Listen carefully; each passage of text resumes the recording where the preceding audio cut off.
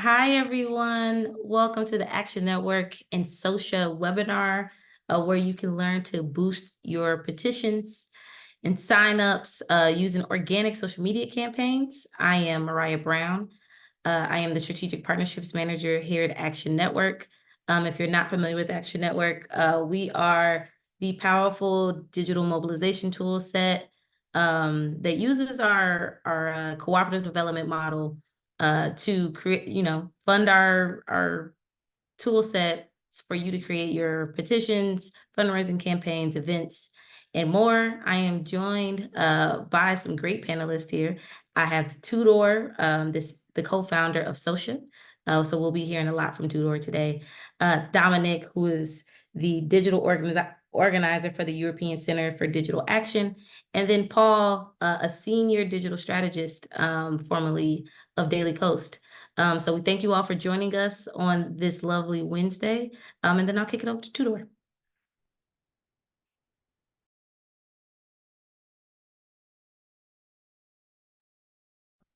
Just realized I was on mute, as it usually happens. Thank you so much, Mariah. It's really exciting to do this webinar together.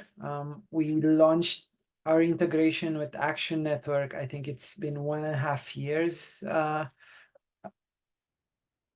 now, and in the meantime, we've actually been gathering a lot of data by working with amazing organizations. One of the cool things about Action Network is that it's used by progressives, not only in the United States, but also in Europe.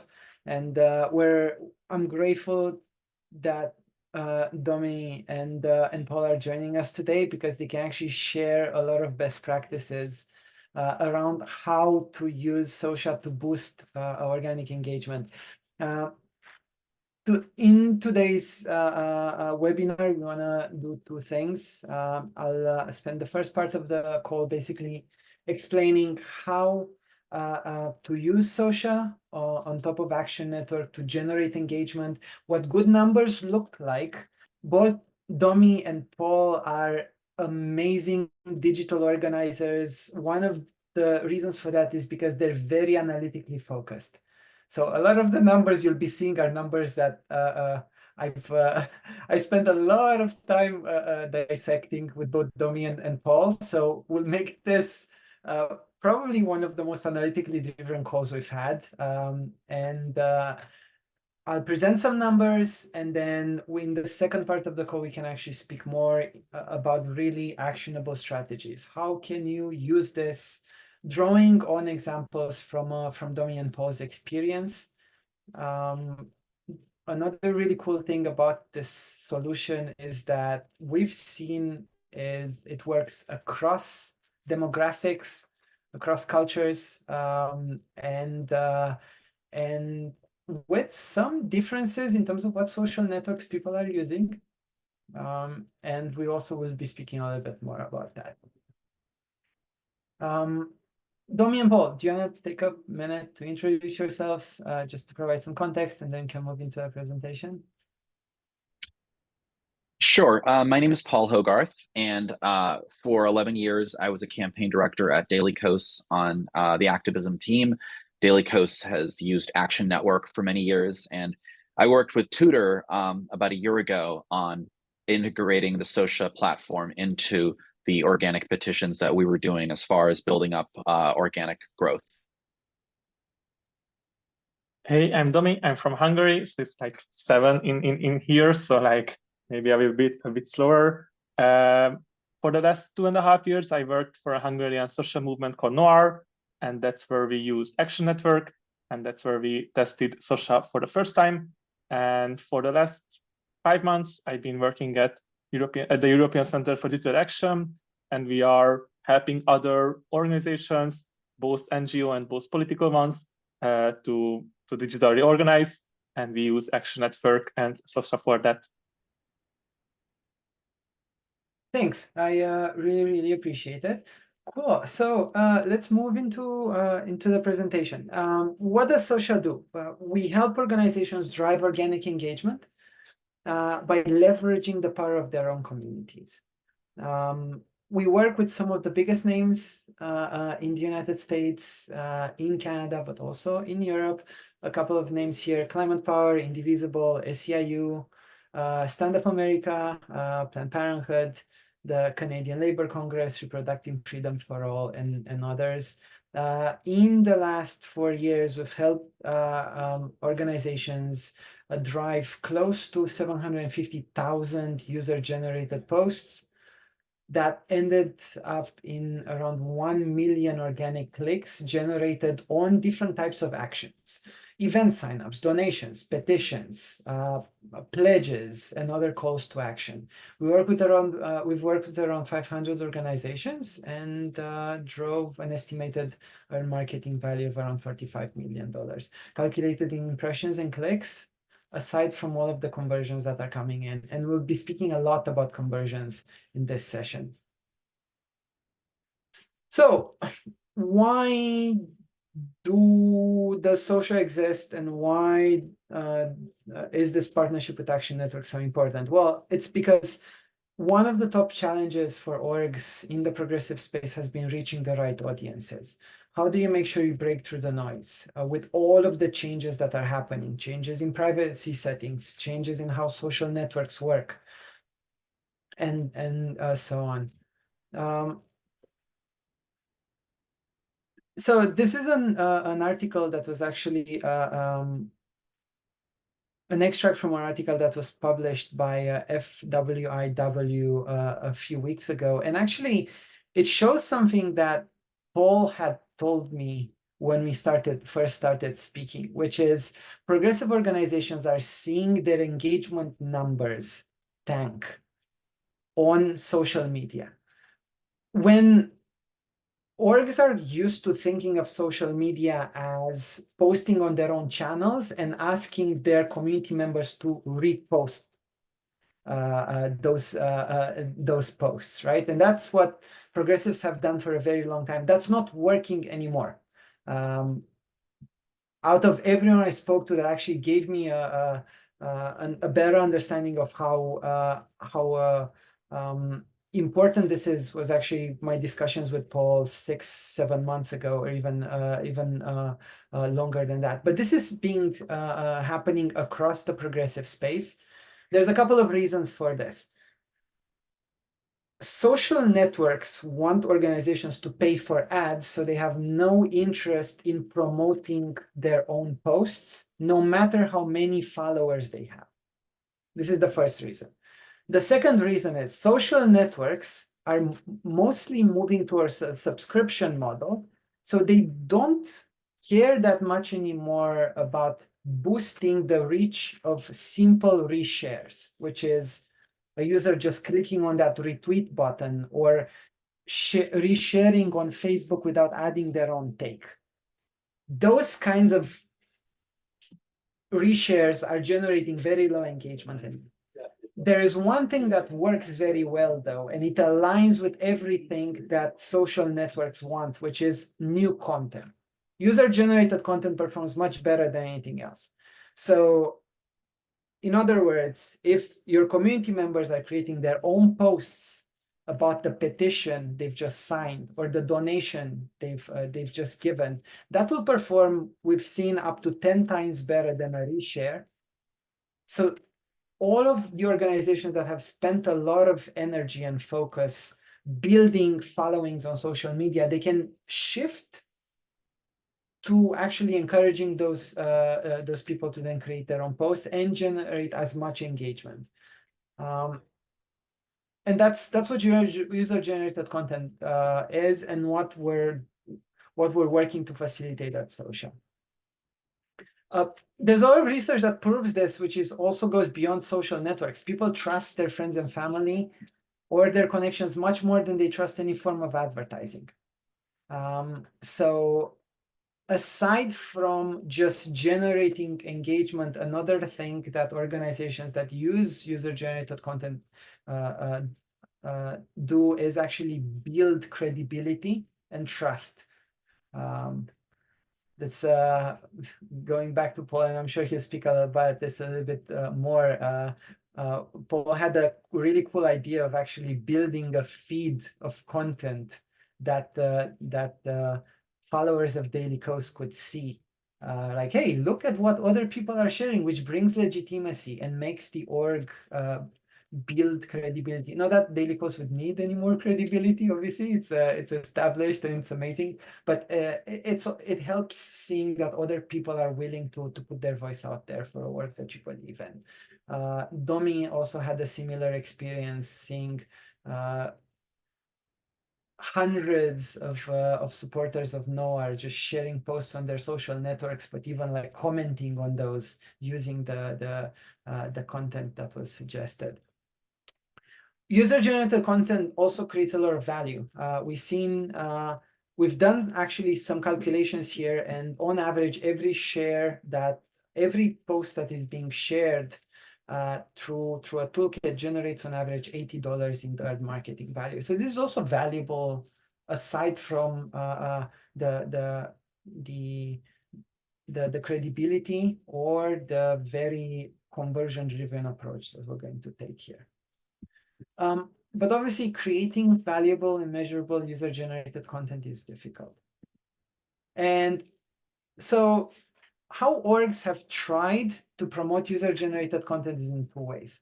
Either building Google Docs with messaging that then they share with their own communities, which solves the problem of folks not knowing how to create posts. This is a really important problem. Most people don't have the time or the knowledge to actually take a call to action and summarize that, add the right hashtags, use the right images, and then share those on their own channels easily. But with Google Docs, it's quite clunky. It's difficult for people to take content from a Google Doc and then copy and paste that. And then maybe the hashtags don't carry over right, or the image, and so on. So a lot of people drop when when an org uses Google Docs. The other method is actually what we call standard or static share buttons, right? So someone donates or signs a petition, then they're shown a post to the social network button. They click on it, and then they need to write from scratch. So in this case, it's ease of use, but they don't have the content, the draft content to share. And so the solution is, hey, how can we make sure that organizations can actually build great posts and as drafts for their community members that their community members can share easily? And you can see a couple of examples here of Trader Joe's United, which is one of the Action Network partners that has actually been using Action Network and SoSha together.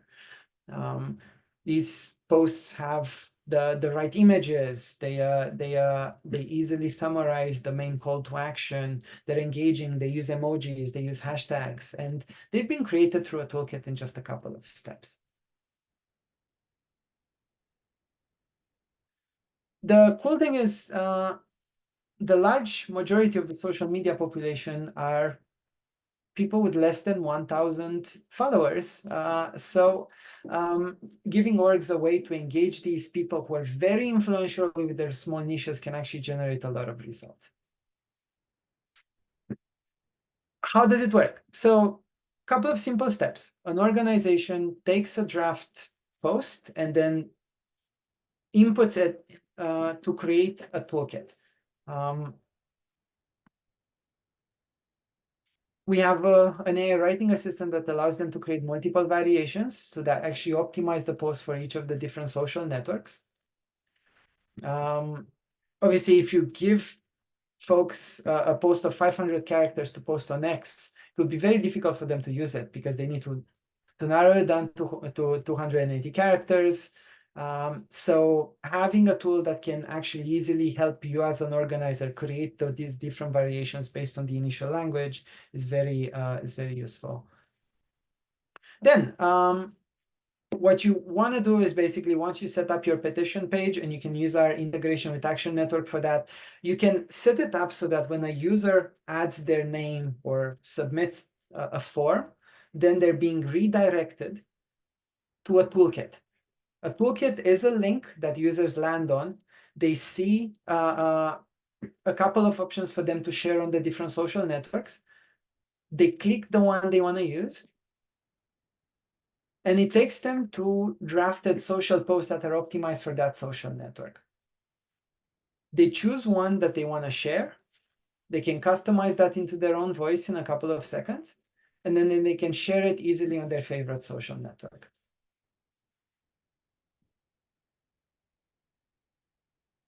Through Action Network, you can also embed posts in an email that would look something like this. Users can literally take action directly from their email without even going to a toolkit. And how a great integration works is basically user signs petition, they're taken to a toolkit, they can share a post there, but maybe they don't have time. So then they get a reminder in their email with a post that they can share at a later stage. And then you as an organizer can track those analytics, and we'll be speaking about analytics quite a bit here. What can you expect? So static share buttons usually on high-performing petitions usually get 4 out of every 100 people to share. But if they click on that button, that doesn't necessarily mean they actually share it, because they'll probably see a blank screen, and unless they're very motivated or they just want to share without any text, they will just they will probably abort, and we've seen in most cases actually abort the action, so they wouldn't share it at this stage. With SoSha, we've seen a good campaign performs gets between 10 and 30 shares out of every 100. The average is usually around 20, and which is a 400% increase. But we've even seen 1 out of every 2 people sharing on viral campaigns, which is what actually happened in one of the petition campaigns that Domi and I worked with for NOAR.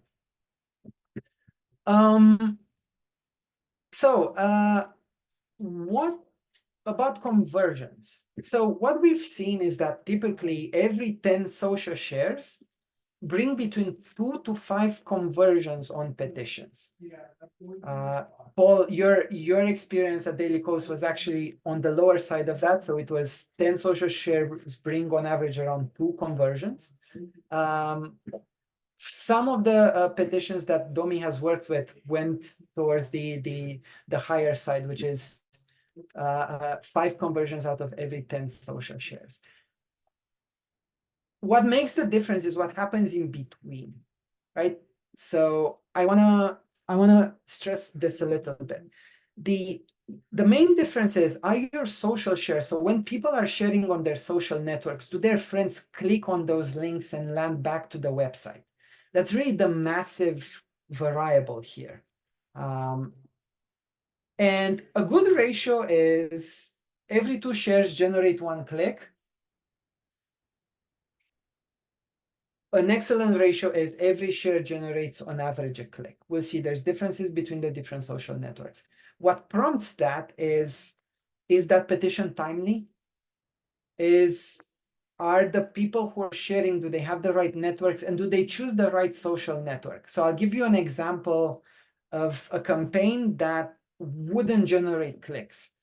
If you have a very local campaign on in a very, very specific area, and your sharers are sharing on X, you're sure that that petition will not generate any clicks, because X is a global platform, and if you have a local issue, you probably want to push your sharers to share on direct message. In Europe, that's WhatsApp or Facebook Messenger, for instance, in Hungary, or in the United States would be iMessage, or in very specific communities also WhatsApp. Facebook would also be a great one for those local campaigns. If you have a general awareness raising campaign on a national issue, then X would probably be a good option. Conversion. So a good conversion ratio on petition is every 2 clicks generate 1 conversion. That's a good one here. Compare that to advertising, and you'll see obviously that this conversion rate is really, really good. Domi and I have been working recently with a Catalan labor union that sees 1 donation per every 6 organic clicks, which was really, really cool to watch. With donations, it depends widely. And the reason why I want to stress this is because we're speaking here of direct conversions. So a user shares a post, their friends see it, and they take action immediately. They go to that page, and in one go, they click, they sign, or they donate. For donations, it's a much higher ask.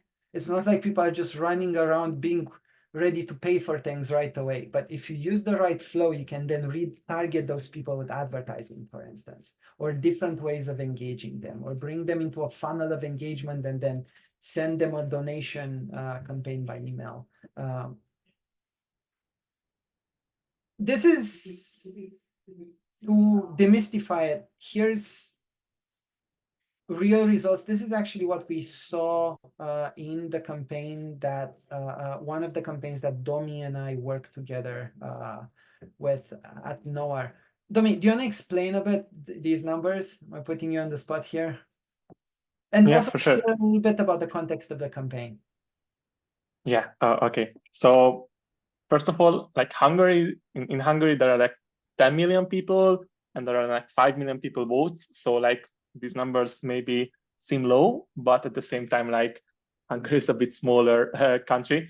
So yeah, it was like around like October 2023 when like the Hungarian government said that we will like cut off all the gas and the electricity in a lot of different like social houses and social places, which was connected to one like NGO in Hungary. They and we said that that's not okay, and we wrote created an open letter to say that you cannot cut it off because then like around like 20,000 people will freeze or something like this, because yeah, in Hungary like in October is like cold, so it's not okay without that. And just in like 1.5 days, we reached around 20,000 signs for our petition or open letter. And what we had, we daisy chained SoSha to this campaign. So right after someone signed the open letter, they went to the SoSha page where they were able to share it. And we had, I think, like 4 different type of posts with different images. Some said, you cannot do it. Some said, I don't know, the Hungarian government just gave 10 times this amount to a football club, but they don't want to give some money for an NGO helping the one in who needs the help. And yeah, and what I saw that was interesting is that we ran some Facebook ads as well for this petition. And in the petition, under the Facebook ads, some of the comments were not that nice, and they were saying that we are just bad and like that's not true what happened, that's not what happens, and all of this stuff. And other commenters just copied or like used the text that we gave them in these social toolkits. So it was great to see that it's not just like, yeah, people are sharing it and like a lot of new signatures are coming in, but they were able to use this as a sort of like arguing or like talking with other people who are not at the same side with us. So yeah, that was, I think, one of our most like good campaign or better working campaign. Yeah, and so to drill into the numbers, right? So we had 20,000 petition signers. 1 out of every 2 people shared the post through SoSha. This doesn't count the number of people who took those texts and commented on other people's posts and so on, right? So it's really just from the platform. Out of that, we saw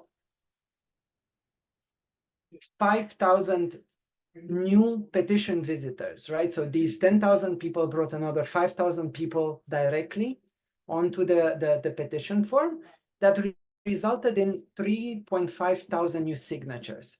right? So you can really see how the different conversion numbers are actually coming together to then drive 3,500 new petition signatures out of all of those 20,000.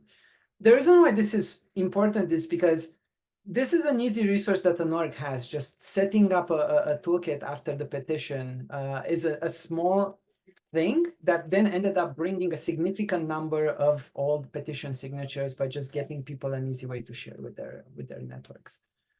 So yeah, it was that campaign.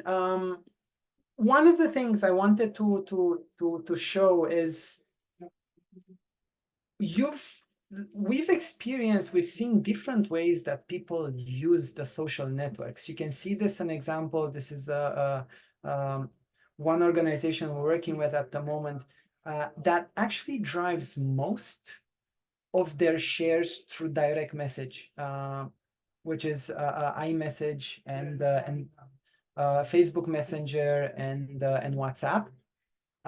And you see how the ratio between clicks and shares is actually more than 1:1. Like these are the shares, these are the clicks. Whereas Twitter generates almost 1:1.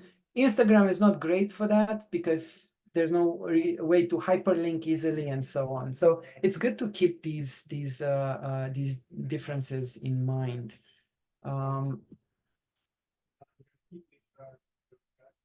The last thing I wanted to mention, and then we can move into the Q&A. I'm really excited to actually get Paul's take on his use of SoSha. One of the things Domi mentioned was that they set up the post in SoSha with different ways of speaking about the petition. What we've actually seen is that, so organizers are used to thinking that if they even provide copy, they should provide one version and that's it. What we've seen, and we've actually seen there's a statistically significant correlation here. If a toolkit has at least 3 posts, it leads to 600% more engagement in terms of sharing than only if there's just one post. And that's for 2 reasons. One is there's a gamification aspect. People can choose the one they like and then share it. But the second thing here is people know that not everyone will share the same thing. So it gives them the confidence to actually choose the one they like the most. And here's an example here of how this, again, can look through AI. So want to move to Q&A. Paul, do you want to explain a bit what made you consider using SoSha? Like that difference in engagement you noticed. Well, yeah, I mean, Daily Kos for a long time had been able to grow its size of its email list considerably through organic petitions that were shared on social media. And starting around 2017, we really saw that Facebook's algorithm changed and we just weren't getting the same traction. So when I spoke to Tudor, he said, he kind of explained in what he said in his presentation here, that it's not just that these platforms are discriminating against companies that are posting on their own pages, but also that they give a preference to user-generated content. What we had on Daily Kos has been a long time Action Network client, and we already had our petitions, our landing pages set it up. So the moment you clicked sign, there would be a pop-up with an ability to quickly reshare the posts on Facebook and Twitter. And so what we did with SoSha is we set up these SoSha written posts on different platforms that would automatically be embedded inside the pop-up. And that certainly made it a lot easier, not only to encourage more people to share because the sharing option is more visible, but to also allow people to be able to write their own user-generated content. I should also point out quickly that this is something we learned years ago at Daily Kos on petitions. Like we could get 10,000, 20,000, 30,000 people to contact their members of Congress. But what was the most effective was not just the quantitative, but qualitative, if people were able to have their own original take. And so being able to prompt people to write user-generated content as opposed to simply clicking the share button is going to have more is going to move the boulder up the hill, shall we say. Yeah, that's super insightful. Well, one of the things you did, I think it was, to me, it was fascinating to watch. It was this idea of not only prompting people to share, but Mhm. trying to show other users what some of the other people have been sharing on their socials. What was the reason for that, and what did you notice? Well, one of the things we've always learned is that most people who sign a petition will not share it on social media. They may not, they may not be inclined to. You ask them to, very, very few people will. And the question is to really target and figure out who are the people that are sharing and then creating a community. So I started a landing page called the Daily Coast Social Media Squad, and we got about 1,000 people who said, sure, sign me up. And then every week we would email them a link with just an embedded SoSha post on a particular petition, and the petition would be chosen based on what was going on in the news. So if Trump got indicted, it would be something about holding Trump accountable, for example.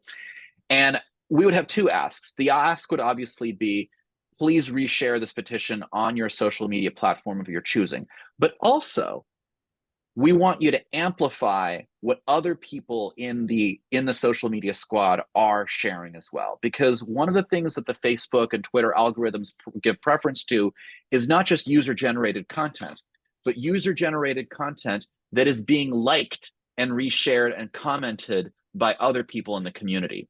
And so all of our social posts had the Daily Coast hashtag, and so we had a very easy link that you can go and see all of the tweets on Twitter and people could see in real time all of the other folks in the peer group who had reshared a SoSha post.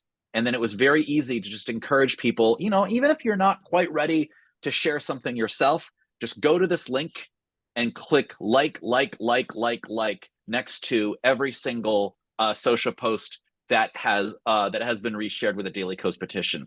And I know there are other social clients like Field Team 6, for example, that have been extremely effective at using that and kind of enlisting an army of supporters to amplify, not just share.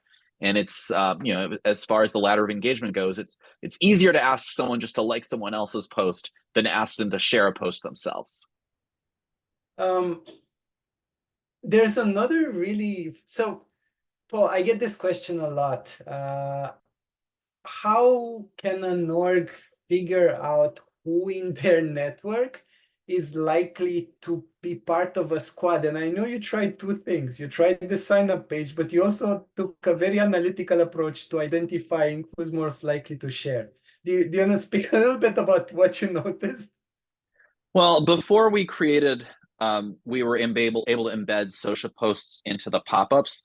We had a very simple system of emailing maybe a subset of maybe 10,000 people who had signed a particular petition already, and to say, thank you for signing the petition. Will you please amplify it? And then with Action Network, we're able to track how many people actually click on that email.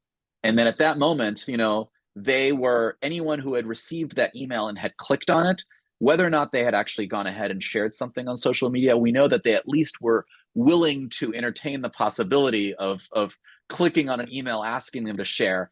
And those people were more of our targets. And one of the things we've learned from experience is that those folks were a hell of a lot more likely to reshare stuff on social media than the people who had signed our landing page saying join this Daily Coast social media squad. And that's simply a question of past behavior, past performance is the most accurate prediction of whether people are going to take an action. Yeah, this to me was a piece of insight that was really mind-blowing to me. Like you're used to thinking, well, if we ask people to enroll, then they know what they're doing, right? But it's actually like taking People advantage. sign a form and they forget about it, 3 weeks, 4 weeks later. But if you target the same folks who had, responded positively to an email, click to share, then they're more likely to actually be there. And I would actually do is I would send out the same email to those two different universes, and the people who had responded favorably in the past to a click to sign was a lot higher than the people who had just simply signed a form. Yeah, it's fascinating. So we have a question from Chloe, which is the SoSha integration only available on petitions and when emailing via Action Network? Domi, I actually think this is a great question for you. I know you've been thinking of using SoSha in different ways, and you guys at ECDA are amazing because you built a universe of different actions and you're integrating SoSha at specific steps along the way in a very well thought way. Do you want to share a little bit also technically how you're actually using SoSha and on what, and then how you've integrated that into your workflow? Yeah, for sure. Maybe I'm trying to find like a website that we used before. Yeah, it will be in Hungarian. So like, sorry for everyone, but I think like the most important part is there. It's just like, it's a website. So like, no, you can use it on any page. You can share it on Facebook. You can, I don't know, do anything with that. We used it a lot of different ways. Like one of the ways was using it like right after a petition or an open letter or a survey or anything. And yeah, we are using Action Network. So it was like a redirect page from Action Network, but it's like working with anything else. What we found is that when someone gets to the SoSha page right after signing something, they are more likely to do the action than just like from clicking from an email like after signing a petition or something like this. And I think like that's because people think like they are in the like the action and they want to do something more. So that's for sure. And we also use it after fundraising. So when someone fundraised on our platform, then they get to a SoSha page, which was saying that I just donated to Noir. You can do that as well because they are fundraising for, I don't know, something. So it was working after that as well. And in some cases, we just sent it out through emails. And when someone clicked on the button, they got to this page. So like, I think these were the three main ways we tried to use SoSha, and we use SoSha. And also we tried to like build, I don't know, like an army who can share these things. But that wasn't working that great in Hungary. But we saw like other European NGOs who were able to use this as well. So like, I think these were the four different things that we used, or I saw using. Thank you. Paul, do you want to take the question from Munir Abdul Hakim? Yes, absolutely. So I'm going to share the screen because the question was, can you please share the step to get likes using the hashtags? And probably the best thing to do is I'm going to, okay. Can people see sign up, join the Daily Kos social media squad on here? Yep. Okay, so this was the form that we had. We had 1,354 people sign. The Daily Kos social media squad is an active group of people on our email list who not only sign petitions and send letters, you also share these actions on social media. You don't just add, you multiply. So we had a central portal at social.dailykos.com where we collected a lot of our various different SoSha posts on a lot of different petitions. And obviously, the most important ask is that we wanted as many of our folks to go ahead and share. But like I said earlier, the lower level ladder of engagement is not just to share, but to get a lot of other people to like everyone else's share. So at the bottom here, and this was a secondary ask in every email that we did, amplify Daily Kos voices on Twitter. Click here to retweet, like, and reply to the Twitter posts that other Daily Kos activists have posted to promote progressive change. By doing so, you will promote a tweet storm. Every single SoSha post that linked to a petition had the same hashtag Daily Kos. So once you do that, you can track on Facebook and Twitter and other social media platforms the hashtags. So for example, on Twitter, this over here, it's Twitter, the link is searching by the Daily Kos hashtag. As you'll see, I have this person, Leo, wrote this post here. Let's stand against Trump's deplorable words and sign this petition. So what I'm going to do right now is I can just click like, and I can even, retweet this post. And now I have helped amplify what this person Leo, who I've never met, but they went ahead and reshared the post. Here's another example against Judge Cannon with a hashtag Daily Kos. I can go ahead and click like, and you just scroll down here and you like what all of these other folks have posted. And but again, in order to do that before you send it out, you have to make sure that the user-generated posts that you're asking people to reshare include the same hashtag, so that then you can go to Twitter and search by hashtag, and you can give people literally this link, and they can scroll down and like and amplify what everyone else has done. And thank you for that, Paul. Tudor, we have one final question, and then I wanted to wrap it up. We have a question.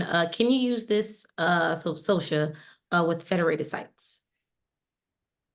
And what does a federated site mean exactly? I am not quite sure. I'm assuming for organizations that deal with like government shares, like, unless Paul, do you have a better? Okay, here we go. We have a new following on federated sites that is small but highly engaged. Is it With federated sites like Threads and Mastodon. so? At the moment, we actually rolled out a new SoSha interface. We didn't show it here, that actually provides sharing through threads. We also have another option that allows users to share with any app they have on their phone. And so they can choose Blue Sky, they can choose Mastodon, and so on. There's another meaning to federated, which is, so we work with federated organizations like Planned Parenthood, for instance, that get all of their different affiliates to actually build their own toolkits, or they provide ready-built toolkits that their affiliates can use to promote content. So this is another way to think of federated. We do work with government agencies, for instance, with the Food and Drug Administration, or the USDA, the U.S. Agriculture Agency. But for them, we have a different use case, which is whenever they have press releases that they want their different partners to promote about various things, they build a toolkit. They can embed that in the format of a press release, and then they get their followers or their support, their community members to share that. But that's a different use case altogether. Awesome. Well, I would like to close out with thank you to our amazing panelists. Thank you for sharing your experiences with SoSha. I'm a big fan myself, and one of the proudest integrations I think that we have here at Action Network. And thank you all for joining on this Wednesday. I hope you have a great rest of your day. We will be sending out the recording afterwards, so just in case if there's some things that you would like to review. But thank you all, and have a great afternoon/morning. Thank you. Bye.